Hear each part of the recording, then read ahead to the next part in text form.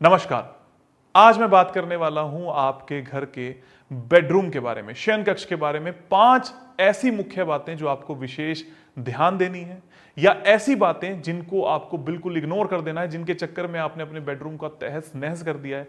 आपका बेडरूम खराब हो चुका है, आपको लगता है वास्तुशास्त्र है, लेकिन हकीकत में वो वास्तुशास्त्र है ही नहीं। ऐसे मिथ्स को भी हम खत्म करेंगे जड़ से, और ऐसी ही चीजों को साथ में लेकर आएंगे जिनसे आपका जीवन में धन धान्य, सुख समृद्धि, रिलेशनशिप, हर चीज सही हो सके। क्योंकि आप अपने बेडरूम में 8 से 9 वो घंटे व्यतीत करते हो जो आपके जीवन के सबसे कीमती हैं। आपको रिजुवनेट करते हैं, आपको अपने आपे में लेकर आते हैं, आपको अपने साथ जोड़ते हैं।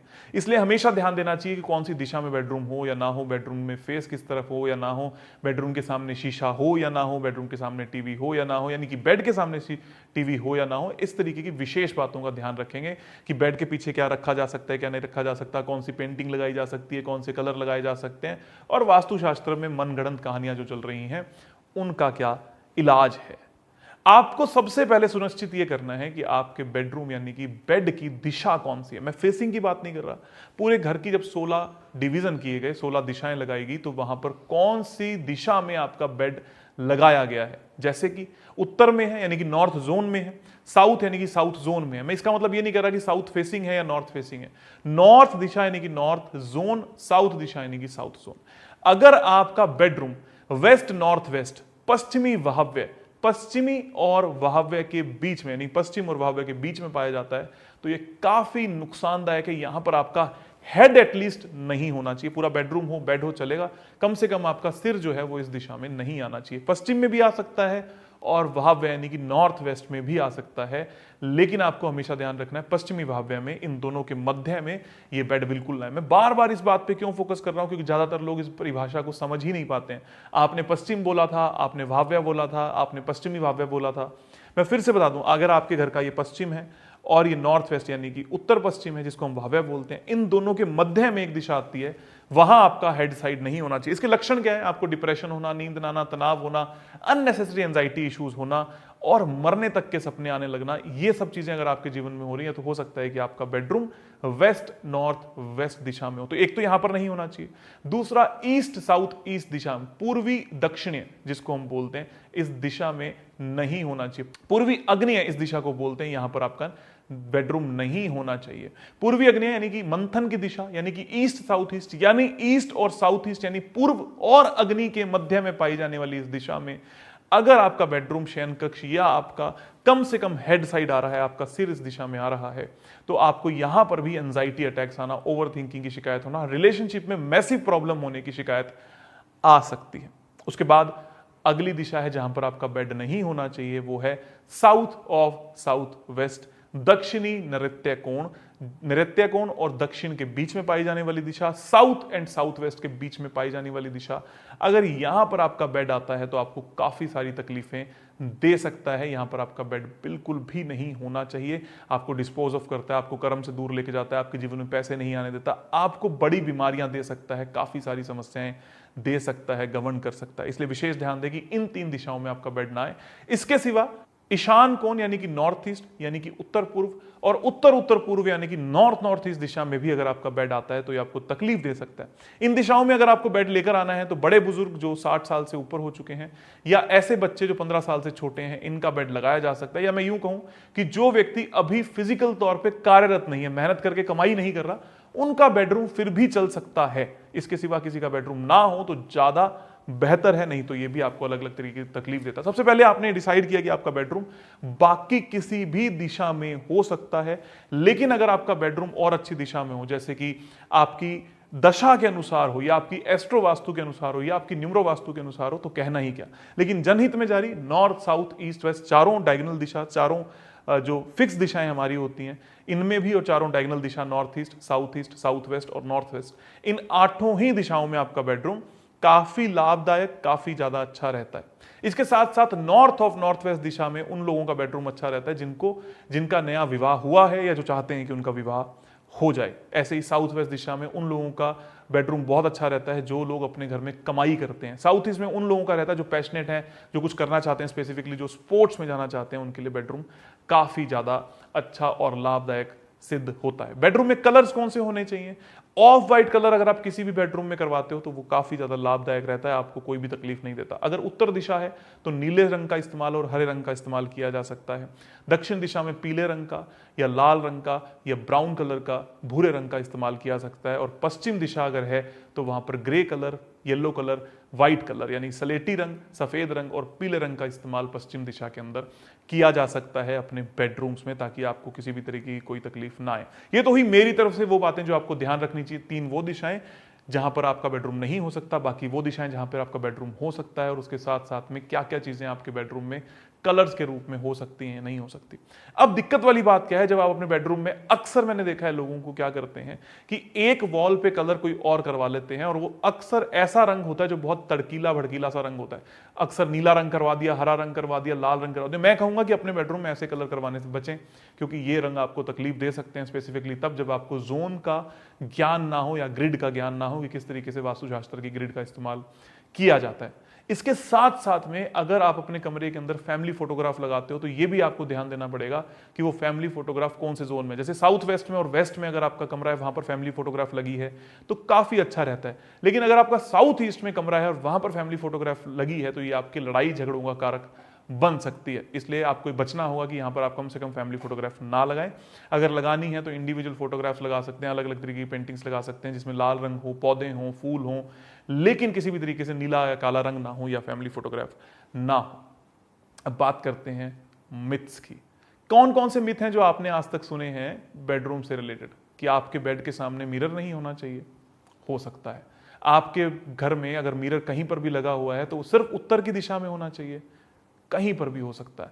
आपके बेडरूम के सामने या बेड के सामने टीवी नहीं होना चाहिए, हो सकता है।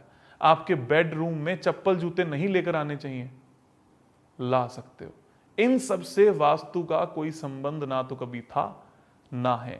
क्यों ये कहा जाता है? अक्सर लोग कहते हैं अगर आप सो रहे हो और आपका रिफ्लेक्शन मिरर में आ रहा है तो आप डर जाते हो। आप क्यों डरते हो ये तो आपको पता लग ही गया होगा। आप अचानक से उठे, आपको अपनी शक्ल दिखी और आप डर गए। यही एकमात्र कारण हो सकता है अगर आपके बेड में या बेडरूम में कोई मिरर लगा हुआ है। इसके सिवा वो किसी तरीके की कोई नकारात्मक ऊर्जा नहीं देता, कोई प्रभाव नहीं देता।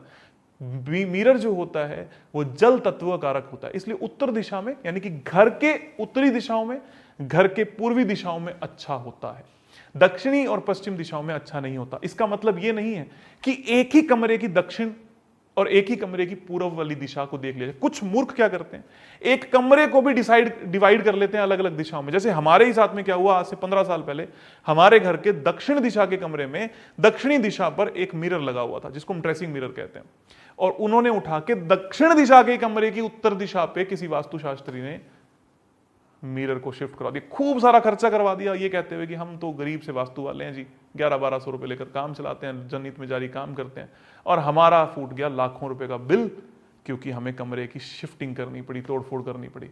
अक्सर लोग मान भी जाते हैं, फिर कोई दूसरा वास्तु वाला आया, उसने आके कहा कि ये जो मिरर है आपके बेड में रिफ्लेक्शन देता है इसलिए आपको प्रॉब्लम हो रही है। एक्चुअल में प्रॉब्लम क्या थी? कोई प्रॉब्लम थी ही नहीं। इसलिए इंसान अक्सर जबरदस्ती की समस्याएं मोल ले लेता है। अगर आपका मिरर 4 फुट बाय 3 फुट यानी कि 4 फुट लंबा और 3 फुट चौड़ा, इससे बड़ा है तो वो मिरर यानी कि जल तत्व कहलाएगा। उससे पहले तो वो जल तत्व कहलाता ही नहीं, तो टेंशन लेने की कोई बात ही नहीं है। टीवी में अक्सर ऐसा कोई खास रिफ्लेक्शन दिखता भी नहीं, और रिफ्लेक्शन दिखता है तो अगेन आपको ऐसी कोई समस्या नहीं आती। इसलिए मिथ से बच के रहें, और फिर भी अगर आपको ऐसा कोई वहम है तो एक छोटा सा कपड़ा लेके उसको ढक दें, आपकी सारी तकलीफ दूर हो जाएगी।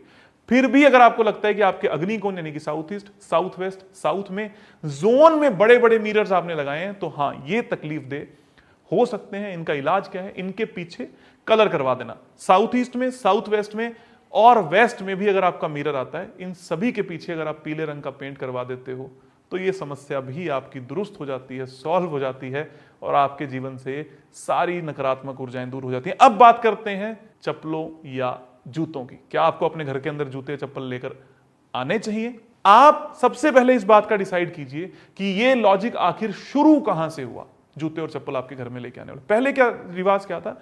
आपके घर के आंगन कच्चे हुआ करते थे, आपकी रसोई नीचे हुआ करती थी, जमीन पे हुआ करती थी, आप नीचे बैठ के भोजन करते थे, नीचे बैठ के ही खासकर सोते थे।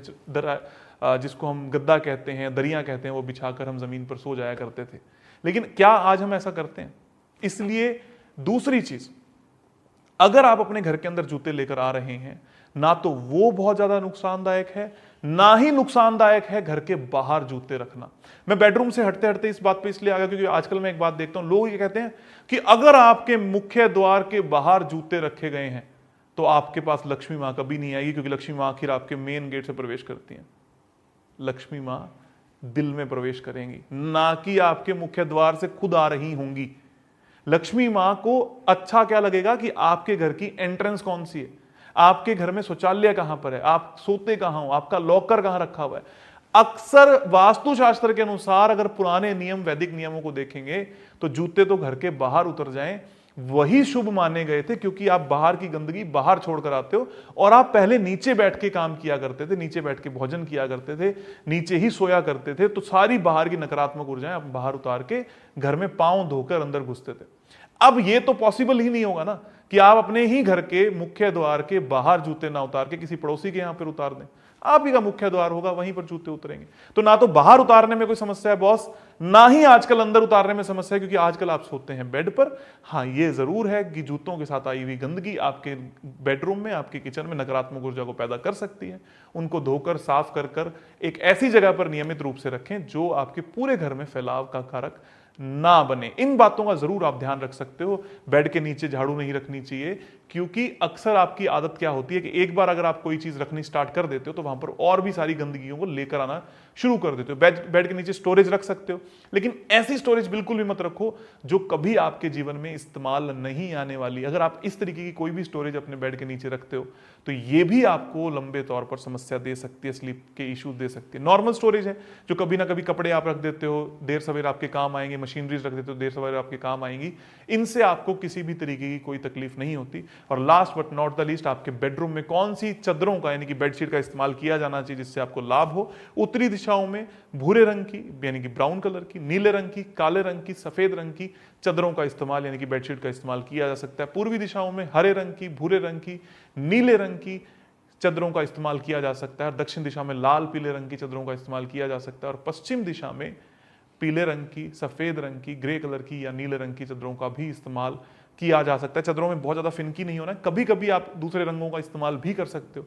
ज्यादा लंबे तौर पर चादर, नेगेटिव चादर का इस्तेमाल यानी कि नेगेटिव रंग की चादर का इस्तेमाल नहीं किया जाना चाहिए। स्पेसिफिकली अगर आप 21-30 दिन तक किसी एक रंग की चादर का इस्तेमाल करते हो तो ये आपको तकलीफ दे सकता है। इसलिए बदल बदल कर चादर का इस्तेमाल करें, बदल बदल कर अपने घर के अंदर अलग अलग तरीके के वास्तु के उपाय करें। लेकिन ये जरूर जान लें कि वास्तुशास्त्र में मिथ की कोई भी जरूरत नहीं है, कोई भी आवश्यकता नहीं है। सारी चीजें बड़े ही आराम से, बड़े ही प्रेम से, बड़े ही ध्यान रखते हुए आप वास्तु का उपाय कर सकते हो। नटशेल में इस वीडियो की समरी के ऊपर अगर हम बात करें तो मैंने ये बात करी कि आपका बेडरूम जोनल डिवीजन मेथड पे होना चाहिए। फेसिंग बहुत ज्यादा मैटर नहीं करती कि नॉर्थ में सिर रख के सोना है, साउथ में, ईस्ट में या वेस्ट में।